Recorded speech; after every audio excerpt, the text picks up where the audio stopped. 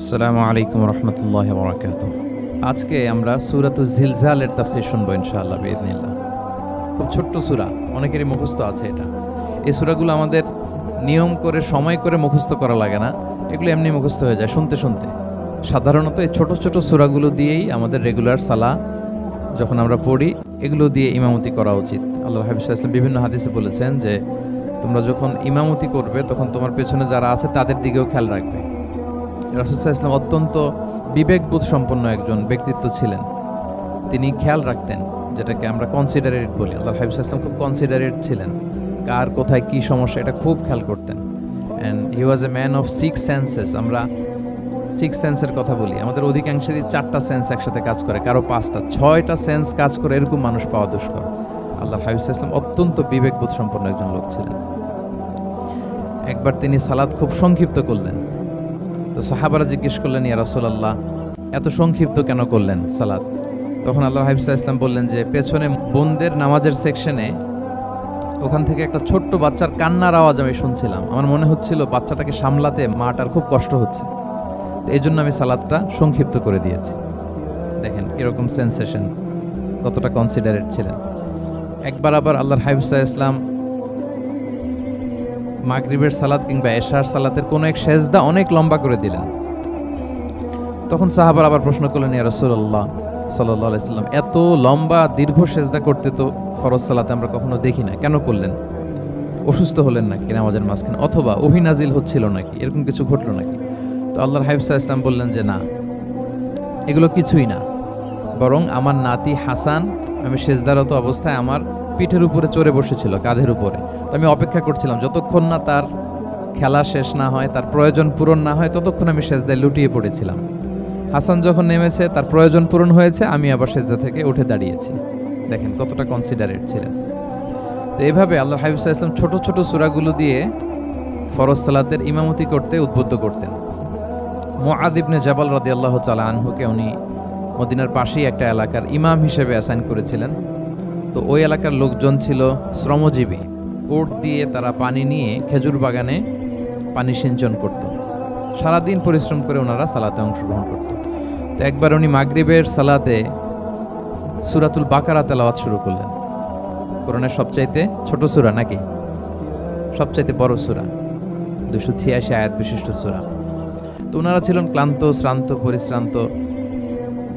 কেউ কেউ বিরক্ত হয়ে, ক্লান্ত হয়ে নামাজ ছেড়ে দিয়ে একা একা নামাজ পড়ে ফেললেন। পরে আল্লাহর হাবিব সাল্লাল্লাহু আলাইহি ওয়াসাল্লামের কাছে যে তারা অভিযোগ করলেন যে, ইয়া রাসূলুল্লাহ, আপনি যে ইমাম পাঠিয়েছেন উনি তো এমন কাজ করেছে, সূরা বাকারা উনি ধরেছে মাগরিবের সালাতে। রাসূল সাল্লাল্লাহু আলাইহি ওয়াসাল্লাম খুবই ক্ষিপ্ত হলেন, রাগান্বিত হলেন এবং মুআয ইবনে জাবাল রাদিয়াল্লাহু তাআলা আনহুকে ডেকে পাঠালেন। ডেকে তিনি বললেন, আফাত্তানুন আনতা ইয়া মুআয। লিটারালি ফাত্তান শব্দটা ব্যবহার করেছেন যে, মুআয তুমি কি সমাজে ফিতনা ছড়াচ্ছ? তোমাকে পাঠালাম ইমাম হিসেবে, সেখানে তালিম দিবে, তারবিয়া দিবে, ঐক্য ধরে রাখবে, তুমি কি ফিতনা ছড়াচ্ছ সমাজে? তুমি কি ওয়াদ-দুহা ওয়াল-লাইলি ইযা সাজা এরকম সূরাগুলো পারো না? সাব্বিহ ইসমা রাব্বিকাল আ'লা এগুলো তোমার মুখস্থ নাই? ওয়াশ-শামসি ওয়া-দুহাহা এগুলো তোমার জানা নেই? তুমি এত লম্বা সূরা কেন ধরলে মাগরিবের সালাতে? তো তখন তিনি বললেন, যখন তুমি সালাতে ইমামতি করবে ফরজ সালাতে, তখন ছোট ছোট সূরা পড়বে, কেননা তোমার পেছনে অসুস্থ থাকতে পারে, তারপর বয়স্ক কোনো লোক থাকতে পারে, অথবা মুসাফির মসজিদের পাশ দিয়ে সফর করতেছিল, ভাবলো জামাত চলতেছে, জামাতটা ধরি, ঢুকেই যদি দেখে যে আপনি সূরা বাকারা তেলাওয়াত করতেছেন, তো তার জন্য তো কঠিন হয়ে যাবে কোপ আপ করা, কন্টিনিউ করা। তো এই জন্য ছোট ছোট সূরাগুলো আল্লাহর হাবিব সাল্লাল্লাহু আলাইহি ওয়াসাল্লাম পড়তে আমাদেরকে উৎসাহিত করেছেন ফরজ সালাতের, যখন আমরা ইমামতি করব। তো এইরকম একটি সূরা হচ্ছে সূরাতুজ জিলজাল, যেটা আমাদের প্রায় সকলেরই মুখস্থ। তো আমরা আসুন প্রথমে আমরা সরল বঙ্গানুবাদ শুনি এই সূরাটার, তারপর এই সূরা থেকে কিছু রিফ্লেকশন আমরা শেয়ার করার চেষ্টা করব ইনশাআল্লাহ বিইذনিল্লাহ। আমি শুরুতে সূরাটার সরল বঙ্গানুবাদ আপনাদের সাথে শেয়ার করছি। আউযু বিল্লাহি মিনাশ শাইতানির রাজীম, বিতাড়িত শয়তান থেকে মহান আল্লাহ তাআলার কাছে পানাহ চাচ্ছি। বিসমিল্লাহির রহমানির রহিম, পরম করুণাময় অসীম দয়ালু আল্লাহ তাআলার নামে শুরু করছি। ইযা জুলজিলাতিল আরদু জিলজালাহা, যখন পৃথিবীকে ভয়ঙ্করভাবে প্রকম্পিত করা হবে। ওয়া আখরাজাতিল আরদু আথকালাহা, আর পৃথিবী তার ভেতরে থাকা সব ভারী বস্তুগুলোকে উদ্গীরণ করে দিবে, বের করে দিবে। ওয়াকাল আল ইনসানু মা লাহা, আর মানুষ বলবে এই পৃথিবীর কি হলো। ইয়াউমা ইযিন তুহাদ্দিসু আখবারাহা, সেদিন পৃথিবী তার সব খবর বলে দিবে। বিআন্না রাব্বাকা আওহা লাহা, কারণ তার রবই তাকে এমনটি করতে আদেশ করেছেন বা প্রত্যাদেশ দিয়েছেন। ইয়াউমা ইযিন ইয়াসদুরুন নাসু আশতাতান লিয়ারাউ আ'মালাহুম, সেদিন মানুষগুলো দলে দলে বের হবে যাতে করে তাদের আমলনামা তাদের কাছে পেশ করা যায়। ফামান ইয়া'মাল মিসকালা যাররাতিন খায়রান ইয়ারাহ, যে ব্যক্তি অনুপরিমাণ ভালো কাজ করেছে সেটা সে দেখতে পাবে। ওমান ইয়া'মাল মিসকালা যাররাতিন শাররান ইয়ারাহ, আর যে ব্যক্তি অনুপরিমাণ মন্দ কাজ করেছে, কোনো খারাপ কাজ করেছে, সেটাও সেদিন দেখতে পাবে। সাদাকাল্লাহুল আযীম। এই হচ্ছে সূরাতুজ জিলজালের সংক্ষিপ্ত বঙ্গানুবাদ। এবার আসুন এই সূরা থেকে কিছু রিফ্লেকশন, কিছু তাফসীর আমরা শেয়ার করি। প্রিয় ভাইয়েরা, এই সূরাটা নাজিলের একটা প্রেক্ষাপট আছে। সাহাবাদের মধ্যে একটা ধারণা জন্মেছিল যে আমরা যদি খুব ছোট ছোট ভালো কাজ করি এটা বোধহয় সওয়াব হবে না, বা মিজানের পাল্লা এটা তেমন একটা রেকগনাইজ করা হবে না। অথবা অনেক সাহাবাদের মধ্যে এরকম ধারণা ছিল যে আমরা খুব সামান্য সামান্য ছোট খারাপ কাজ করলে এটার হয়তো এরকম পাপ হবে না বা শাস্তি হবে না। তো ওনাদের মনে যখন এরকম একটা ধারণা তৈরি হলো, তখন আল্লাহ তাআলা এই সূরাটা নাজিল করেছেন। বিশেষ করে এই সূরার শেষের 2 আয়াত, যেখানে আল্লাহ তাআলা বলছেন ফামান ইয়া'মাল মিসকালা যাররাতিন খায়রান ইয়ারা, যে না, তোমরা ছোট্ট ভালো করলে সেটাও দেখতে পাবা সেদিন তোমাদের আমলনামাতে। ওমান ইয়া'মাল মিসকালা যাররাতিন শাররান ইয়ারা, এবং ছোট্ট খারাপ কাজ করলে সেটাও তোমরা তোমাদের আমলনামায় দেখতে পাবে। তো সাহাবাদের এই চিন্তা, এই ধারণাটাকে ভুল প্রমাণ করবার জন্য, তারা যে ভুল ধারণা করছেন এটা বোঝাবার জন্য, জানাবার জন্যই আল্লাহ তাআলা বেসিক্যালি সূরাতুজ জিলজাল তিনি নাজিল করেন। এই সূরাটি কোরআনের ধারাক্রম অনুসারে 99তম সূরা। কোরআনের যে ধারাক্রম, সূরা ফাতিহা দিয়ে শুরু, তারপরে বাকারা, তারপর আলে ইমরান, সেই ধারাবাহিকতায় এটা কত নম্বর সূরা? 99 নম্বর সূরা। এবং সূরাটি মাদানী সূরা। কি সূরা? আমরা জানি কোরআনের সূরাগুলো 2 ভাগে বিভক্ত, কোনটা মক্কায়, কোনটা মদিনায় নাজিল হয়েছে। যেটা মক্কায় নাজিল হয়েছে সেটা মাক্কি, যেটা মদিনায় নাজিল হয়েছে সেটা মাদানী। তো জিলজাল হচ্ছে মাদানী সূরা। এই সূরার আয়াত সংখ্যা হচ্ছে 8। আয়াত সংখ্যা কত? 8। আল্লাহর হাবিব সাল্লাল্লাহু আলাইহি ওয়াসাল্লাম এই সূরাটাকে একটা কম্প্রিহেন্সিভ সূরা বলেছেন। জামে মানে সূরা, খুবই কম্প্রিহেন্সিভ। কম্প্রিহেন্সিভ মানে হচ্ছে ভেরি প্রিসাইজ ইন ওয়ার্ডিং, শব্দ কম, কথা কম, কিন্তু এটার আবেদন, এটার এক্সপ্লেনেশন অনেক বেশি। এরকম একটি সূরা, ছোট্ট অল্প কয়েকটি আয়াত দিয়ে সূরাটা আল্লাহ তাআলা নাজিল করেছেন, কিন্তু এটার আবেদন অনেক বেশি। এক বয়স্ক সাহাবী এসে আল্লাহর হাবিব সাল্লাল্লাহু আলাইহি ওয়াসাল্লামকে বলল, ইয়া রাসূলুল্লাহ, আপনি আমাকে কোরআনের একটা সূরা শিক্ষা দেন, কোন সূরা পড়ব?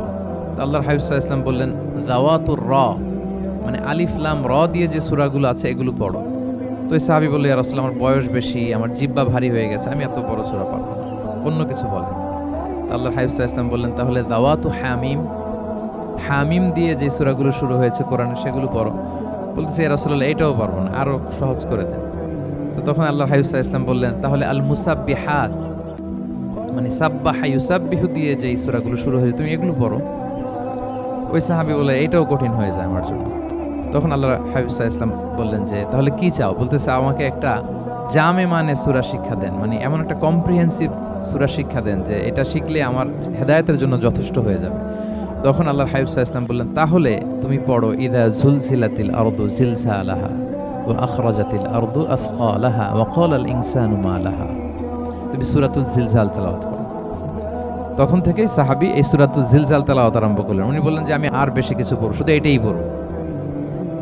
সাহাবাদের মধ্যে অনেকের এরকম খুব সহজ সরল মানসিকতা ছিল। তো উনি বললেন যে এটাই পড়ব। তো রাসূল সাল্লাল্লাহু আলাইহি ওয়াসাল্লাম বললেন যে কোনো সফল ব্যক্তিকে যদি কেউ দেখতে চায় তাহলে এর দিকে তাকাও, দেখো কত সহজ সরল, কত চমৎকারভাবে সে এই বার্তাটা গ্রহণ করেছে যে আমি জীবনে শুধু এটাই পড়ব। তো সূরাতুল জিলজাল হচ্ছে একটা কম্প্রিহেন্সিভ সূরা, সূরাতুন জামিআ। এটা হচ্ছে সূরার একটা ফজিলত, এটা আমরা জানলাম। আবার আল্লাহর হাবিব সাল্লাল্লাহু আলাইহি ওয়াসাল্লাম এই সূরাকে কোরআনের অর্ধেক বলেছেন। আল্লাহর হাবিব সাল্লাল্লাহু আলাইহি ওয়াসাল্লাম ইরশাদ করেছেন, ইযা যুলজিলাতিল আরদু তা'দিলু নিসফাল কুরআন। সূরাতুল জিলজাল এটা কোরআনের অর্ধেক, কোরআনের অর্ধেক। আপনারা এরকম শুনেছেন যে সূরা ফাতিহাকে বলা হয় কোরআনের অর্ধেক, তারপর সূরাতুল ইখলাসকে বলা হয় সুলুসুল কোরআন, কোরআনের 1/3। তো এটার অর্ধেক বলার কারণ হচ্ছে কোরআনে অর্ধেক বলা হয়েছে দুনিয়ার কথা, অর্ধেক বলা হয়েছে আখিরাতের কথা, পরজগতের কথা, লাইফ আফটার ডেথের কথা। তো যেহেতু এই সূরাটা আখিরাতকে কাভার করে, তাই সেজন্য কেমন যেন এই সূরাটা পুরো কোরআনের অর্ধেক। আল্লাহ তাআলা আমাদেরকে, আমরা যখন আল্লাহর কাছে কল্যাণ কামনা করি, আল্লাহ বলেছেন এইভাবে বলো, রব্বানা আতিনা ফিদ দুনিয়া হাসানা ওয়া ফিল আখিরাতি হাসানা ওয়া কিনা আযাবান্নার। হে আল্লাহ, আপনি দুনিয়ার কল্যাণ আমাদেরকে দান করেন, পরজগতের কল্যাণ দান করেন, আমাদেরকে আগুনের শাস্তি থেকে রক্ষা করেন। তাহলে দুনিয়া আখিরাত দুইটার কম্বিনেশনে। সো সূরা জিলজাল যেহেতু আখিরাতকে কভার করে, তাহলে এটা কোরআনের অর্ধেক। এটা কি কোরআনের অর্ধেক? তা'দিলু নিসফাল কোরআন। সূরাতুজ জিলজাল তা'দিলু নিসফাল কোরআন, এটা কোরআনের অর্ধেক।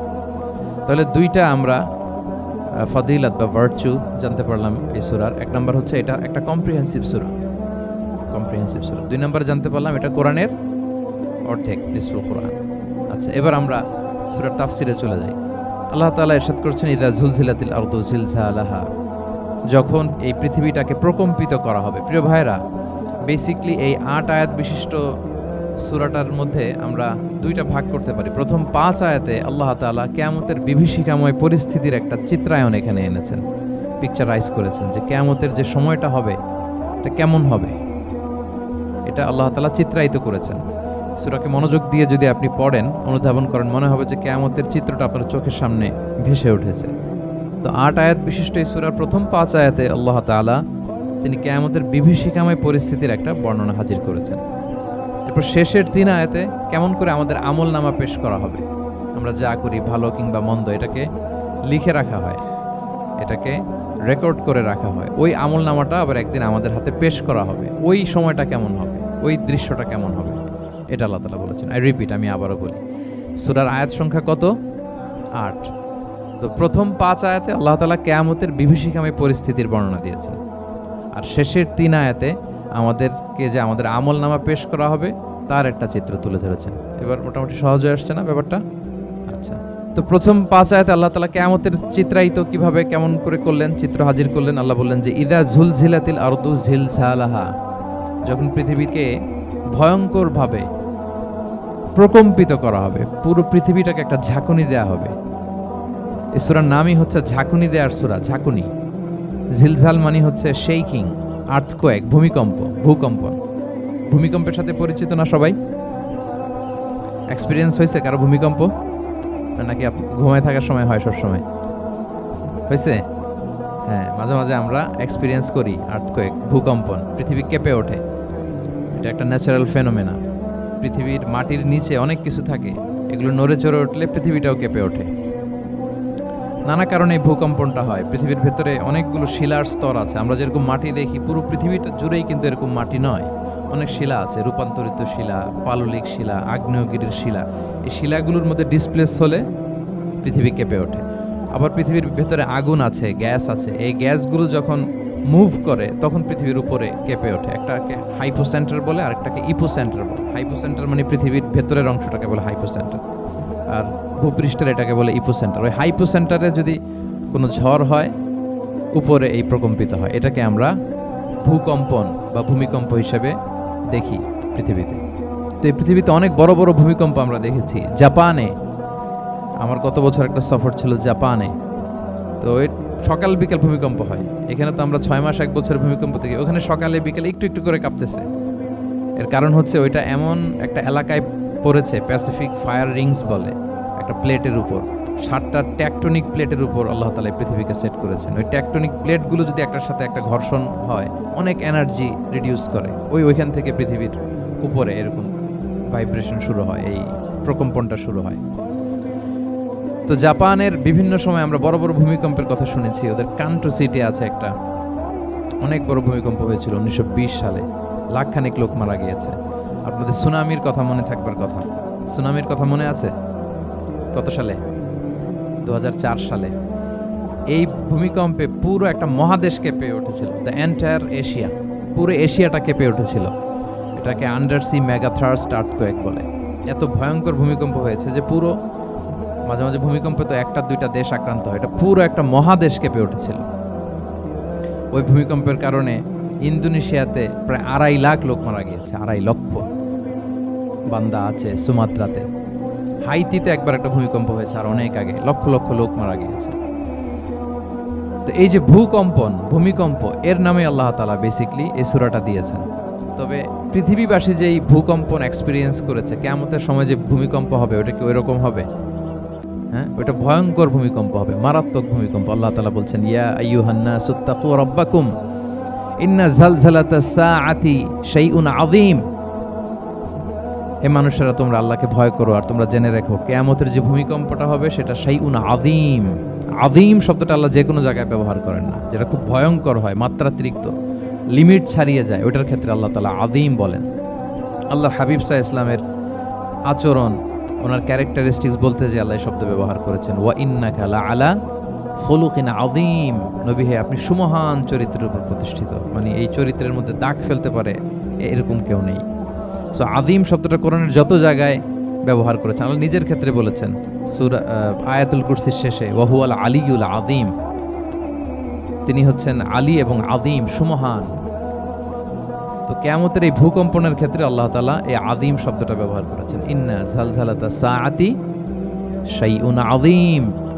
এটা মারাত্মক হবে সেদিনকার ভূমিকম্প, সাধারণ ভূমিকম্প নয়। ইযা রুজ্জাতিল আরদু রাজ্জা ওয়া বুসাতিল জিবালু বাসসা, পুরো পৃথিবীটা একসাথে কেঁপে উঠবে, পাহাড়গুলো ভেঙে চুরে তছনছ হয়ে যাবে। এটা হবে বেসিক্যালি যখন ইসরাফিল আলাইহিস সালাম উনি ট্রাম্পিটে ফুৎকার দিবেন, হুইসেল দিবেন সিংগার মধ্যে, নুফিখা ফিস সূর, সূরের মধ্যে যখন তিনি ফুৎকার দিবেন। আপনারা ইসরাফিল আলাইহিস সালামের একজন ফেরেশতা, ওনার নাম শুনেছেন না? One of the major angels, major একজন ফেরেশতা। আল্লাহ তাআলা ওনাকে সৃষ্টিই করেছেন এই বিশাল হুইসেলে একটা ফুৎকার দেওয়ার জন্য, আর কোনো কাজ নাই। ওনার অ্যাসাইনমেন্ট এই একটাই, সৃষ্টির পর থেকে আজ অবধি বিশাল হুইসেলটা নিয়ে আল্লাহর আরশের দিকে তিনি তাকিয়ে আছেন, অপলক নেত্রে, পলকও ফেলেন না চোখের, যে কখন আল্লাহ তাআলা অর্ডার করবেন, করার সাথে সাথে ফুৎকার দিবেন তিনি। আবার না দেরি হয়ে যায়, আবার না আল্লাহর আদেশ পালনে কোনো গাফলতি হয়ে যায়। সৃষ্টির পর থেকে ওনার একটাই অ্যাসাইনমেন্ট, এই বিশাল সুর ট্রাম্পিট নিয়ে হুইসেল দেওয়ার জন্য আল্লাহর আরশের দিকে তাকিয়ে আছেন। যে মুহূর্তে আমরা এখন কথা শুনছি, এখনও তাকিয়ে আছেন উনি। 3টা ফুৎকার দেওয়ার জন্য আল্লাহ তাআলা ওনাকে সৃষ্টি করেছেন। প্রথম ফুৎকারটাকে বলে নাফখাতুল ফাজা, যে ফুৎকারের সাথে সাথে মানুষগুলো তটস্থ হয়ে যাবে, পৃথিবীর মানুষ তটস্থ হয়ে যাবে। যখন তটস্থ হবে তখন কি অবস্থা হবে সেটাই আল্লাহ তাআলা এই সূরার প্রথম আয়াতে বললেন, যে ইদা জুলজিলাতিল আরদু জিলজালাহা, যখন পুরো পৃথিবীকে প্রকম্পিত করা হবে মারাত্মকভাবে। ইসরাফিল আলাইহিস সালাম প্রথম যে ফুৎকারটা দিবেন তখন পুরো পৃথিবী কেঁপে উঠবে, মারাত্মকভাবে কেঁপে উঠবে। তারপরের যে ফুৎকার দিবেন তখন সব মরে যাবে, আমরা পৃথিবীতে কেউই বেঁচে থাকবো না তখন। মানুষ মরে যাবে, জিন জাতি মরে যাবে, সমস্ত ফেরেশতারাও মরে যাবে। যেই ফেরেশতা মালাকুল মাউত, যিনি মৃত্যুর ফেরেশতা, যার মাধ্যমে আল্লাহ তাআলা মৃত্যু ঘটিয়ে থাকেন, তারও মৃত্যু ঘটবে।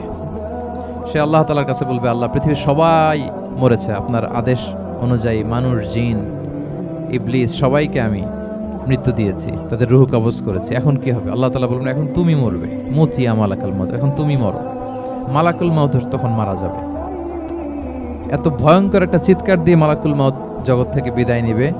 আল্লাহর হাবিব সাল্লাল্লাহু আলাইহি ওয়াসাল্লাম বলেন, ওই ভয়ঙ্কর চিৎকার যদি পৃথিবীবাসী শুনতে পেত তাহলে আলাদা করে ইসরাফিলের সিঙ্গার ফুৎকার দেওয়ার প্রয়োজন হতো না। প্রতিটা মানুষ তাদের কানের পর্দা ফেটে মুহূর্তেই লাশ হয়ে পড়ে যেত। মালাকুল মাউত মরে যাবে, তখন মহাবিশ্বে আর কেউ থাকবে না একটা সত্তা ছাড়া।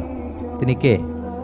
আল্লাহ সুবহানাহু ওয়া তাআলা। সূরা আর রহমানে আল্লাহ তাআলা চমৎকারভাবে বলেছেন, কুল্লু মান আলাইহা ফান ওয়া ইয়াবকা ওয়াজহু রাব্বিকা যুল জালালি ওয়াল ইকরাম। পৃথিবীতে যা আছে সব নিঃশেষ হয়ে যাবে একমাত্র তিনি ছাড়া।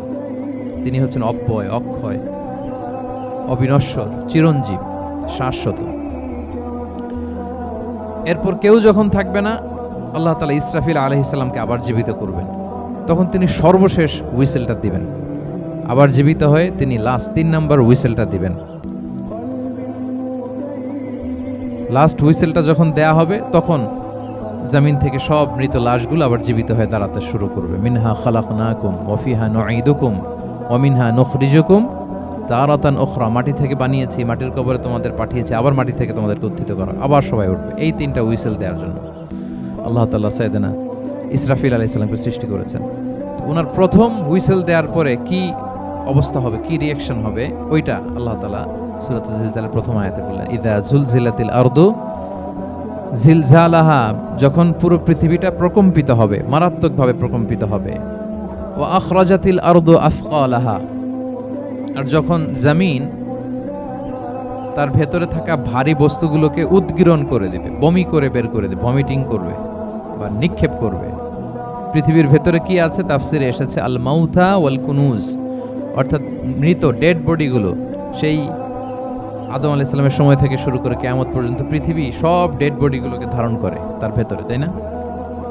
জীবিতদেরকে ভূপৃষ্ঠ উপরে ধারণ করে আর মৃতদেরকে জমিন তার পেটের ভেতরে ধারণ করে। তো আখরাজাতিল আরদু আফকালাহা, জমিন ভারী বস্তুগুলোকে উদ্গীরণ করবে, তাহলে সব ডেড বডিগুলোকে তখন বের করে দেবে। আর কুনুজ যত আছে, মিনারেলস, যত খনিজ পদার্থ আছে পৃথিবীর ভেতরে, স্বর্ণ, যত মিনারেল আছে, ইউরেনিয়াম থেকে শুরু করে যত গ্যাস আছে, প্লাটিনাম আছে, যা আছে, আগুন, অগ্নিকুণ্ড, সব কিছু জমিন বের করে দিবে। মারাত্মক এক বিস্ফোরণের মধ্য দিয়ে জমিন সব কিছু উদ্গীরণ করে বের করে দিবে। তাহলে দেখেন, কিছুটা সামহাও আপনাদের সামনে চিত্রায়িত হচ্ছে না কিয়ামতটা কেমন হবে? যদি একটু কল্পনা করেন যেভাবে আল্লাহ তাআলা বলছেন যে ইদা সুলসিলাতিল আরদু জিলজালাহা, পুরো পৃথিবীটা প্রকম্পিত হবে। ওয়া আখরাজাতিল আরদু আফকালাহা, জমিন তার ভেতরের বস্তুগুলো বের করে দিবে, ভারী বস্তুগুলো, অর্থাৎ ডেড বডি এবং যত খনিজ পদার্থ আছে সেগুলো। ওয়াকাল আল ইনসানু মা লাহা, মানুষ বলবে পৃথিবীর হলো কি, হোয়াটস হ্যাপেনিং, কি হচ্ছে, কি হলো পৃথিবীর, পৃথিবী এরকম কেন করতেছে? যে আয়াতটা বলেছিলাম যে ইন্না জালসালাতাস সাআতি শাইউন আযীম, সেখানে আল্লাহ তাআলা বলছেন ইয়াউমা তারাউনাহা তাযহালু কুল্লু মুরদিআতিন আম্মা আরদাআত ওয়া তাদাউ কুল্লু যাতি হামলিন হামলাহা ওয়া তারান নাসা সুকারা ওয়া মা হুম বিসুকারা ওয়ালাকিন্না আযাবাল্লাহি শাদীদ। মানুষের ফার্স্ট রিঅ্যাকশন কি হবে এই আর্থকোয়েকের পরে? এই আয়াতে চমৎকারভাবে আল্লাহ তাআলা বলছেন। আল্লাহ বলছেন যে পরিস্থিতিটা এত ভয়ঙ্কর হবে, কারণ এরকম ভূকম্পন তো পৃথিবীবাসী দেখেনি। এত মারাত্মক ভূমিকম্প হবে যে দুধ খাওয়াচ্ছে এরকম মা তার দুধের বাচ্চার কথা ভুলে যাবে। আল্লাহু আকবার। দেখেন এখানে উপমাটা কিরকম। সাধারণত দুধের বাচ্চার প্রতি মায়ের আলাদা একটা টেক কেয়ার থাকে, মানে তাকে রেখে এদিক সেদিক যায় না, গেলেও চোখে চোখে রাখে, বা কোথাও গেলে অন্যকে বলা যায় তুমি একটু দেখো, কি এরকম করে না? দুধের বাচ্চা তো সে খুবই ছোট বাচ্চা, তার আলাদা কেয়ারের প্রয়োজন হয়, এক্সট্রা কেয়ারের প্রয়োজন হয়। তো দুধ খাওয়ায় ব্রেস্ট ফিডিং মাদার কখনো তার বাচ্চাকে চোখের আড়াল করতে দেয় না বা চায় না। আল্লাহ বললেন যে তখন পরিস্থিতি এত ভয়ানক হবে যে নিজের দুধের বাচ্চার কথাই মা ভুলে যাবে। তারপর এখনো পরিপূর্ণ হয়নি পেটের ভেতরে বাচ্চা, এরকম মা যারা আছে গর্ভবতী, সাধারণত কয় মাস পরে বাচ্চা ডেলিভারি হয়? 8 মাস 9 মাস পরে। দেখা যাবে যে 2 মাসের বাচ্চা, এখনো ভ্রূণ, 3 মাসের বাচ্চা, 4 মাসের বাচ্চা। এই ভয়ঙ্কর পরিস্থিতির চোটে যত গর্ভবতী নারী আছে সব মুহূর্তে ডেলিভারি করে দেবে, মুহূর্তে, ইনস্ট্যান্ট।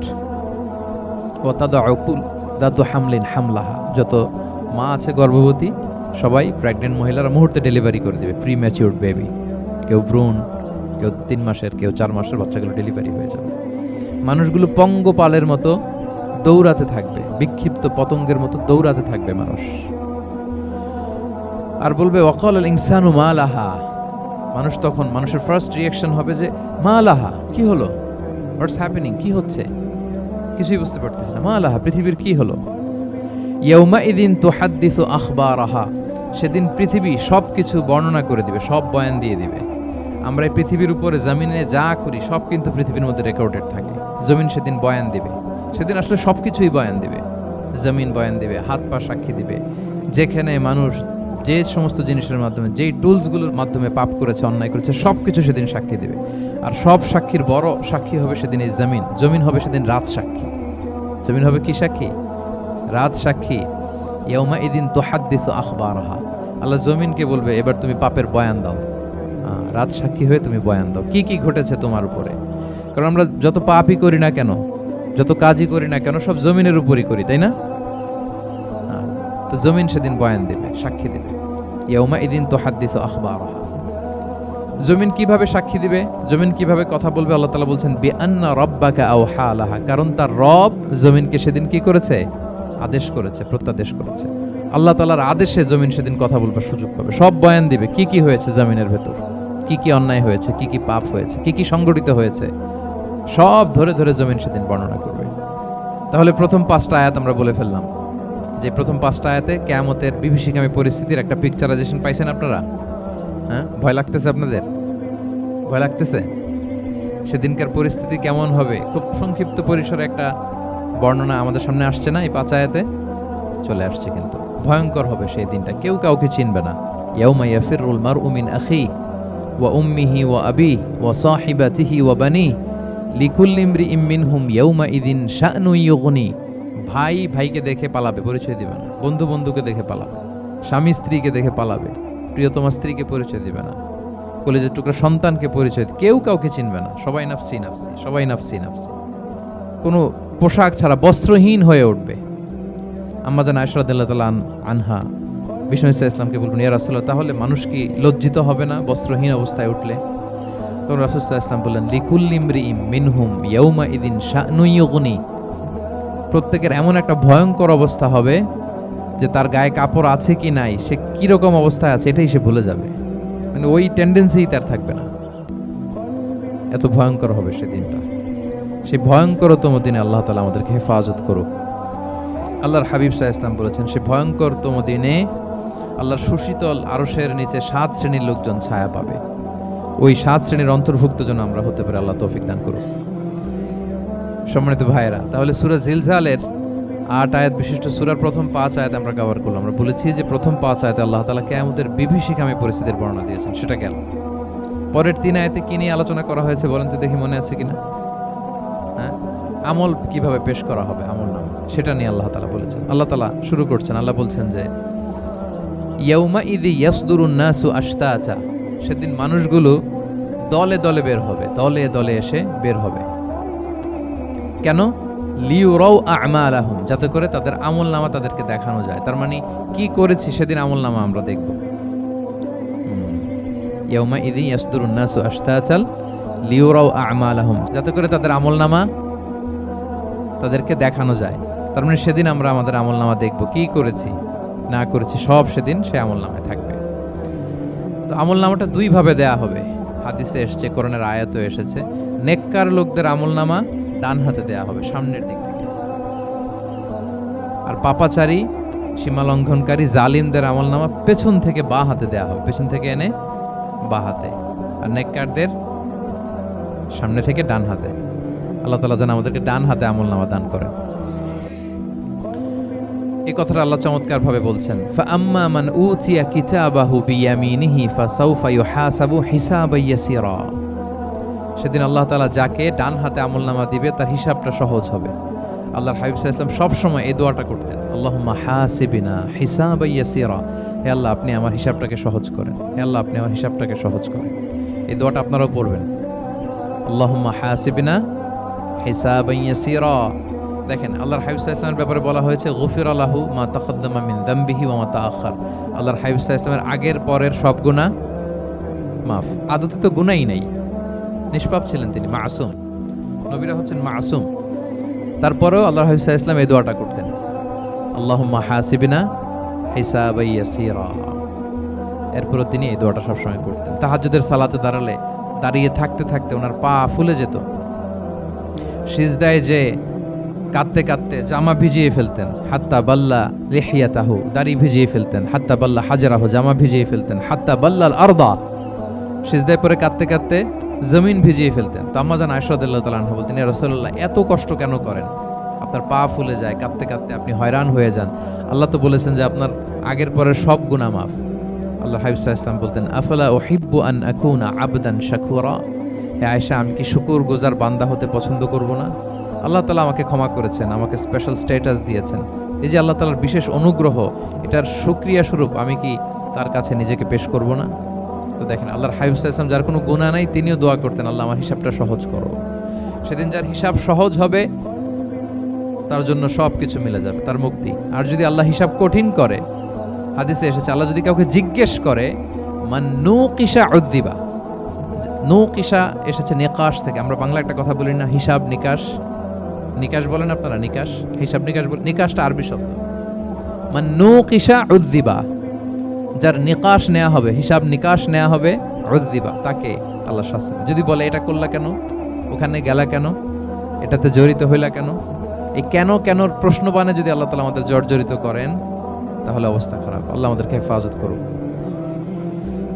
আর যাকে আল্লাহ তাআলা অনুগ্রহ করবেন, অনেক আল্লাহ তাআলা এইভাবে অনুগ্রহ করবেন, আল্লাহ বলবেন তুমি যে এই পাপটা করছিলা মনে আছে?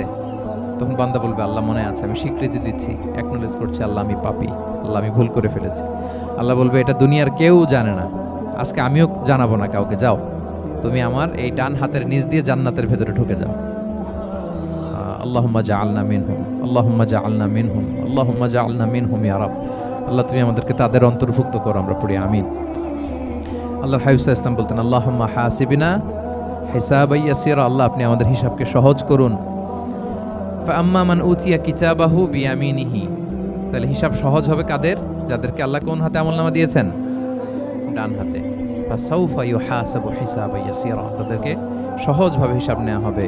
ওয়ায়ানকালিবু ইলা আহলিহি মাসরুরা, তারা তাদের পরিবারের সাথে খুব আনন্দ উৎফুল্লতার সাথে মিলিত হবে। আর ওয়া আম্মা মান উতিয়া কিতাবাহু ওয়ারাআ যাহরি, আর যাদেরকে পেছন থেকে আমলনামা দেয়া হবে বা হাতে, ফাসাউফা ইয়াদউ সুবুরা, তারা মৃত্যু কামনা করবে, সেদিন মৃত্যু, ধ্বংস কামনা করবে, তারা নিজেদের ধ্বংস। ওয়ায়াসলা সাঈরা, আর তারাই জাহান্নামে অন্তর্ভুক্ত হবে, জাহান্নামে তারাই প্রবেশ করবে। বলে আয়াযু বিল্লাহ, নাউযু বিল্লাহ, আল্লাহ আমাদেরকে তুমি হেফাজত করো। তাহলে আমলনামার পর্বটা কেমন হবে? আল্লাহ বলছেন ইয়াউমা ইযি ইয়াসদুরুন নাসু আশতাত, দলে দলে মানুষ উঠবে, কবর থেকে আসবে, লিউরাউ আ'মালাহুম, যাতে করে তাদের আমলনামা তাদেরকে দেখানো হয়। আর আমলনামা কারো আসবে সামনে থেকে ডান হাতে, কারো আসবে, আমরা যেন ডান হাতে পাই নাকি, এই ফরিয়াদ, এই প্রার্থনা আমরা আল্লাহর কাছে করি। এবার আমলনামা পেয়ে গেলাম আমরা সবাই হাতে, এবার আল্লাহ তাআলা আমাদেরকে বলবেন তোমরাই একটু পড়ো তোমাদের আমলনামা। ইকরা ইকরা কিতাবাকা কাফা বিনাফসিকা আল-ইয়াউমা আলাইকা হাসিবা, পড়ো তোমার আমলনামা, হিসেবের জন্য তুমিই যথেষ্ট আজকে। ধরেন আজকে আপনার গণিত পরীক্ষা গেছে, ধরেন অঙ্ক পরীক্ষার পরে যার খুব কনফিডেন্স ভালো, ভালো গণিত জানে, সে আসলে আগে থেকেই জানে যে আমি 100তে 100, তার একটা নিজের হিসেব নিকেশ আছে না নাকি? হ্যাঁ। আর ধরেন যে যার গণিত মিলে নাই, পরীক্ষা ভালো হয় নাই, যে হচ্ছে খুব খারাপ ছাত্র, একেবারে লাড্ডু গুড্ডু মেরে আসছে, ও নিজেও জানে এটার ফল প্রকাশের জন্য এত ওয়েট করা লাগে না, তার একটা হিসাব নিকেশ আগে থেকে জানা আছে যে আমার দিয়ে তো কিছু হবে না, আমার অন্য চিন্তা করতে হবে। ফলাফল রেজাল্ট আসে নাই, কিন্তু সে নিজেও জানে যে সে 00 পাবে। আর যে গণিতে খুব ভালো, হ্যাঁ, সব তার গণিত মিলে গেছে, রেজাল্টের আগে থেকেই সে জানে যে আমার 100 থেকে 100 কেউ এটা থামাতে পারবে না। তো আমরা আসলে কে কি করেছি, আমাদের কি আমলনামা, সেদিন তো আমরা পাবো, কিন্তু তার আগে আমাদের নিজেদেরও একটা বন্দোবস্ত, হিসেব নিকেশ বোঝাপড়া আছে না নাই বলেন? আমরা জানি আমরা কে কি করেছি আমরা জানি। আল্লাহ নিজেদেরকে তখন দায়িত্ব দিয়ে বলবেন ইকরা কিতাবাকা কাফা বিনাফসিকা আল-ইয়াউমা আলাইকা হাসিবা, পড়ো তোমার আমলনামা, ইকরা পড়ো। এবার তুমি মার্কিং করো, তোমাকে আমি মার্কিং করার আগে তুমি একটু করো দেখি তুমি কি করেছো, তুমি একটু মার্কিং করো। তো আমলনামা পাওয়ার পরে আমাদের যে প্রতিক্রিয়া হবে সেটা আল্লাহ কোরআনে তুলে ধরেছেন। আল্লাহ তাআলা বলছেন যে মানুষ বলবে মালি হাযাল কিতাবি লা ইউগাদিরু সগীরাতান ওয়ালা কাবীরাতান ইল্লা আহসাহা, এটা কেমন আমলনামা, ছোট বড় কোনো কিছু মিসিং হয় না এখানে। আল্লাহু আকবার, কিছু মিস হয় নাই। অনেক কিছু আপনারও মনে নাই, কিন্তু দেখার পরে মনে হবে। ধরেন ঠিক এই মুহূর্তে গত বছর রমাদানের এই দিনে আমরা কোথায় ইফতারি করছিলাম, হুট করে জিজ্ঞেস করলে আমি বলতে পারবো? বলতে পারবেন আপনি? কিন্তু হিসাব কেউ মিলাই দিলে তখন মনে হবে ও তাই তো, আমি তো ওই সময় এটা করছি, ওই সময় তো ওইখানে ছিলাম। আমলনামা দেখে মানুষের ফার্স্ট রিঅ্যাকশন হবে মালি হাযাল কিতাবি লা ইউগাদিরু সগীরাতান ওয়ালা কাবীরাতান ইল্লা, এটা কেমন আমলনামা, সব মিলে যাচ্ছে, তাই তো, এমনটাই তো করেছি আমি। সগীরাতান ওয়ালা কাবীরা, ছোট বড় তুচ্ছ নগণ্য সব আল্লাহ তাআলা তুলে ধরেছেন সেখানে, সব আমলনামায় তুলে ধরেছেন। মুমিনরা তো আমলনামা পেয়ে মহা খুশি, তাদের চেহারা হবে সেদিন উজ্জ্বল, প্রফুল্ল, প্রস্ফুটিত। উজুহু ইয়াউমাইযিন মুসফিরা দাহিকাতুম মুস্তাবশিরা, উজ্জ্বল থাকবে তাদের চেহারা। আর আরেক দলের চেহারা, যাদের আমলনামা বা হাতে দেয়া হয়েছে, তারা চিৎকার করবে, তারা নিজেদের ধ্বংস কামনা করবে, মৃত্যু কামনা করবে, তারা বাঁচার জন্য মুমিনদের কাতারে ঢুকে যেতে চাইবে। আল্লাহ তাআলা বলবেন না, আজকে ঢোকার সুযোগ নাই। ওয়ামতাজুল ইয়াউমা আইয়ুহাল মুজরিমুন, পাপীদেরকে আজকে আলাদা করে ফেলো। সীমাহুম ফি উজুহিহিম মিন আসারিস সুজুদ, তাদের চেহারার মধ্যে সিজদার দাগ দেখে ফেরেশতারা জান্নাতীদেরকে আলাদা করবেন, জাহান্নামীদেরকে আলাদা করবেন। এবার যখন বলা হবে আমলনামা পড়ো, তোমাদের কোনো মন্তব্য আছে কিনা, তারা অস্বীকার করবে। শুরুতে বাঁচার জন্য কি করবে? দুনিয়াতে যেরকম হয়, সুপ্রিম কোর্টে দাঁড়িয়ে কাঠগড়ায় দাঁড়িয়ে যেটা করে মানুষ, বাঁচার সর্বশেষ চেষ্টাটা করে, অস্বীকার করে, মিথ্যা বলে না? সেদিনও মানুষ অস্বীকার করবে, তারা বলবে আল্লাহ এটা আমি করি নাই। কি বলবে? করি নাই। তা আল্লাহ তাআলা কি প্রমাণ করে দিতে পারবেন যে তারাই এটা করেছে? হ্যাঁ, এত এত ফ্যাক্টর অথেন্টিকেশন আল্লাহর কাছে থাকবে যে মানুষ অবাক হয়ে যাবে। আমরা যে মোবাইলে 3 ফ্যাক্টর 4 ফ্যাক্টর অথেন্টিকেশন দেই না, হ্যাঁ, আল্লাহর কাছে এরকম অনেকগুলো ফ্যাক্টর অথেন্টিকেশন থাকবে। আল্লাহ তাআলা প্রমাণ করে ছাড়বেন যেটা তুমিই করেছো। আল্লাহ তাআলা বলবেন এই আমলনামা যদি বিশ্বাস না হয়, আমার কিরামান কাতিবিনের কাছে একটা ব্যাকআপ ফাইল আছে, ওটার সাথে মিলাবো। কিরামান কাতিবিনা ইয়ালামুনা মা তাফআলুন, তোমরা যা করেছো সব তারা জানে, সব লিখে রেখেছে। কিরামান কাতিবিনের ব্যাকআপ ফাইল আনার পরে দেখা যাবে যে আমলনামা হুবহু একেবারে পাই টু পাই মিলে গেছে। তারপরে তারা অস্বীকার করবে, বলবে যে আল্লাহ আমরা করি নাই, তোমার ফেরেশতারা ভুল করে লিখছে। এরকম নানা ধরনের অজুহাত, নানা ধরনের মিথ্যাচার তারা করতে চাইবে। আল্লাহ তাআলা তখন বলবেন যে ওয়াকুল্লা ইনসানিন আলসামনাহু তাইরাহু ফি উনুকিহি ওয়া নুখরিজু লাহু ইয়াউমাল কিয়ামাতি কিতাবান ইয়ালকাহু মানশুরা। আমাদের এই যে গ্রীবা লগ্নে আমরা যা করি সব কিছুর একটা ব্যাকআপ ফাইল আছে এখানে। সেদিন আল্লাহ তাআলা সেখান থেকে বের করবেন আমাদের আমলনামা। আল্লাহু আকবার। এই যে আমরা যা বলি এখানে রেকর্ড হয়ে যায়, এই জায়গাটাতে, গলার এইখানটাতে আল্লাহ রেকর্ড করে রাখেন। এবং সেদিন এখান থেকে আল্লাহ তাআলা একটা প্রিন্ট আউট বের করে দেখাবেন যে এই দেখো তোমার আমলনামা, কিরামান কাতিবিনের আমলনামা ব্যাকআপ ফাইল, এই যে তোমার এখানে গ্রীবালগ্নে আমি যেটা রেখেছি সেভ করে, এটাও মিলে যাচ্ছে। এরপর মানুষ অনেকে বিশ্বাস করে ফিঙ্গারপ্রিন্ট দিয়ে আল্লাহ তাআলা মিলাবেন। দুনিয়াতে আমরা বায়োমেট্রিক অথেন্টিকেশন করি না, এটা আয়াহসাবুল ইনসানু আল্লাহ নাজমা ইযামা বালা কাদিরিনা আলা আন নুসাউইয়া বানানা। কারো ফিঙ্গারপ্রিন্টের সাথে কারোটা মিলে না, অস্বীকার করার কোনো সুযোগ থাকবে? এরপরেও অনেকে বিশ্বাস করবে না, এরপরেও অনেকে মানতে চাইবে না। আল্লাহ তাআলা আজবুজ জানাব থেকে আরেকটা কপি বের করবেন। আমাদের প্রত্যেকের ব্যাকবোনের নিচে কক্সিক্স আছে, ট্রায়াঙ্গেল, ছোট্ট একটা হাড্ডির কণা। আমাদের যে শিরদাঁড়ার একেবারে নিচে, এটাকে হাদিসের ভাষায় বলে আজবুজ জানাব। ইন্না ফিল ইনসানি আযমান, মানুষের দেহে একটা ছোট্ট হাড্ডি কণিকা আছে। লা তাআকুলুহুল আরদু আবাদা, জমিন কখনো ওই হাড্ডি কণিকা খেতে পারে না। ওয়া মিনহা ইউরাক্কাবুল খালকু ইয়াউমাল কিয়ামা, কিয়ামতের দিন সেখান থেকে সৃষ্টিকে আবার তোলা হবে। সেটার সাথে আল্লাহ তাআলা মিলাবেন, সেখান থেকেও প্রমাণিত হবে। এরপর আল্লাহ তাআলা ভিডিও রেকর্ড দেখাবেন। ওয়া কুল্লা শাইইন আহসাইনাহু ফি ইমামিম মুবিন নামক ভিডিও রেকর্ডার দিয়ে। তখন আপনি সরাসরি দেখবেন যে এই তো আপনি ওই জায়গায় গিয়েছেন, এই তো আপনি পাপ কাজ করেছেন, এই তো আপনি অন্যায় কাজ করেছেন, এই তো আপনি জুলুম করেছেন, এই তো সীমা লঙ্ঘন করেছেন, সব কিছু আপনি একেবারে ভিজুয়াল প্রেজেন্টেশন, আর অস্বীকার করার কোনো সুযোগ থাকবে না। তারপরেও যারা অস্বীকার করবে যে আল্লাহ আমি করি নাই, আল্লাহ বলেন আলিয়াউমা নাখতিমু আলা আফওয়াহিহিম ওয়া তুকাল্লিমুনা আইদিহিম ওয়া তাশহাদু আরজুলুহুম বিমা কানু ইয়াকসিবুন। সেদিন তার মুখকে আমি সিলগালা করে দেব, আর সুযোগ দেওয়া হবে না। অনেক অস্বীকার করেছো, তার হাত সাক্ষী দিবে, তার পা সাক্ষী দিবে। সেদিন আল্লাহ তাআলা প্রমাণ করেই ছাড়বেন যে এই পাপ তুমি করেছো। তাহলে আমলনামা কিভাবে আল্লাহ দিবেন? আল্লাহ বলেন ইয়াউমা ইযি ইয়াসদুরুন নাসু আশতাতা, দলে দলে আসবে, লিউরাউ আ'মালাহুম, যাতে করে তাদেরকে আমলনামা দেখানো হয়। ফামান ইয়া'মাল মিসকালা যাররাতিন খাইরান ইয়ারা, অনুপরিমাণ ভালো করেছো তো সেটা তুমি দেখতে পাবে, অনুপরিমাণ খারাপ করেছো তো সেটাও তুমি দেখতে পাবে। যাররা মানে হচ্ছে অণু, অ্যাটম, বস্তুর ক্ষুদ্রতম একক, একেবারে অণুর কথা আল্লাহ তাআলা বলেন যে একেবারে ছোট্ট কাজ সেটাও তুমি দেখতে পাবে, ছোট্ট খারাপ কাজ সেটাও দেখতে পাবে। আমরা অনেক সময় ছোটখাটো জিনিসগুলোকে গুরুত্ব দেই না। আল্লাহর হাবিব সাল্লাল্লাহু আলাইহি ওয়াসাল্লাম বলেছেন ওয়ালা তাহকিরান্না মিনাল মা'রুফি শাইআ ওয়ালাউ আন তালকা আখাকা বিওয়াজহিন তালিক।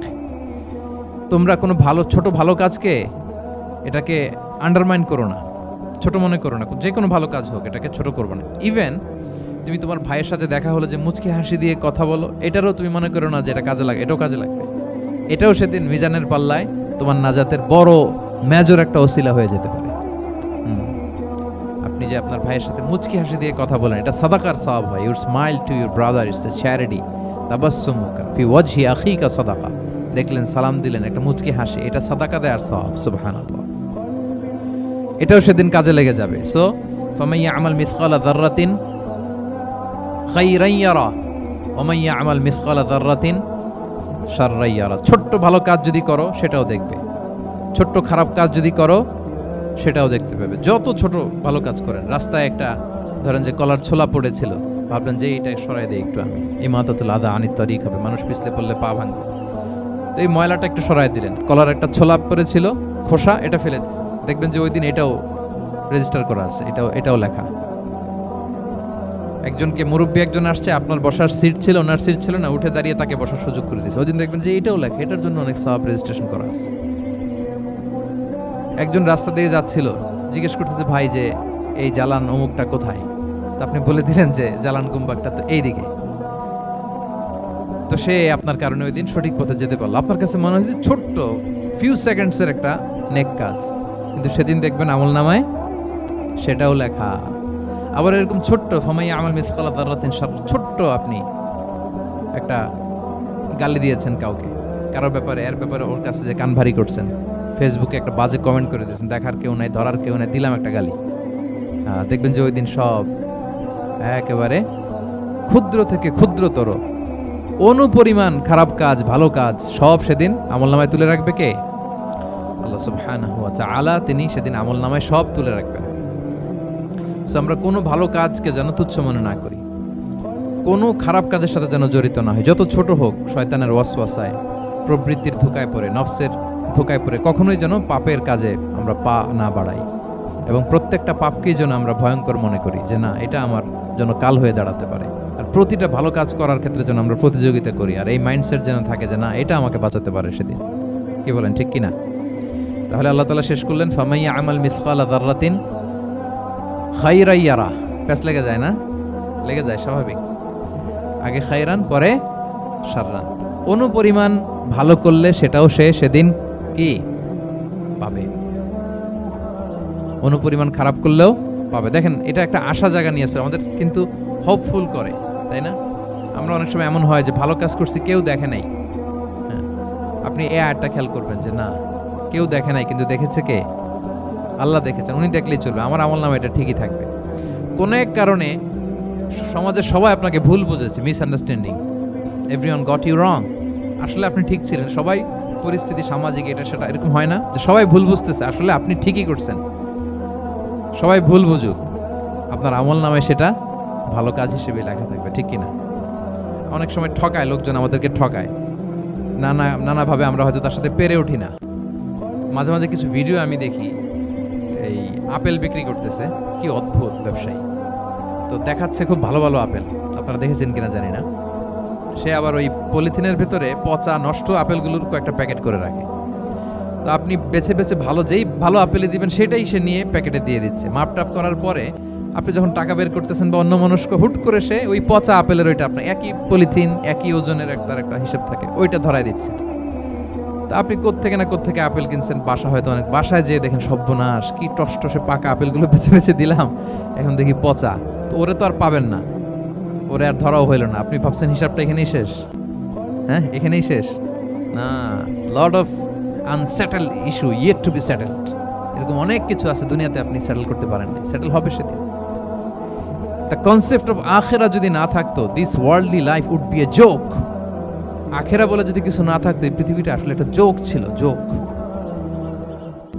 কেটে টুকরা টুকরা করে বস্তাবন্দি করে ফেলে রাখছে ডোবার মধ্যে, কেউ দেখে নাই, হদিস নাই, এটা সাক্ষীও পাওয়া, বিচারও হচ্ছে না। আর বিচারের যে দীর্ঘসূত্রিতা, আপনি ভাবছেন শেষ, এখানেই শেষ? Not that easy brother. একদিনের ঋণ তাকে শোধ করতে হবে। ফামাইয়া আমাল মিসকালা যাররাতিন খাইরান ইয়ারা ওয়া মাইয়া আমাল মিসকালা যাররাতিন শাররান ইয়ারা। ছোট্ট ছোট্ট ভালো যেখানে আল্লাহ লিখে রাখবেন, এই বড় বড় লোক ঠকানো, জুলুম, অপরাধ, এগুলোর বিচার হবে না একদিন? বলেন, বিচার হবে। তাহলে কনসেপ্ট অফ আখিরা, এটা আমাদেরকে আশাবাদী করে।